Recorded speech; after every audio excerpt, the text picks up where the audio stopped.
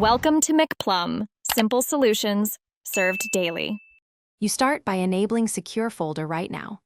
Open Settings, go to Biometrics and Security, then tap Secure Folder and sign in with your Samsung account.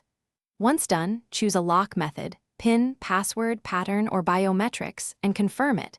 Make sure to limit permissions for apps you place inside. Only allow what each app strictly needs. This reduces exposure if the folder becomes visible. Don't skip this step. It's the foundation that lets you hide Secure Folder securely.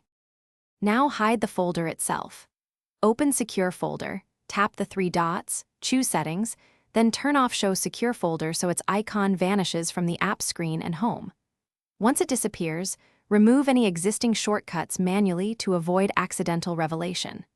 While inside Settings, disable notifications for apps living in the folder so previews don't appear on your lock or notification shade. These steps keep the folder out of sight and stop external cues that could reveal its presence. Finish by minimizing access. Use the Quick Panel shortcut to open Secure Folder only when necessary. Avoid creating new shortcuts. Clear recent apps and remove any widgets or references that could point to the folder. If you change the name or icon, verify they're not recognizable.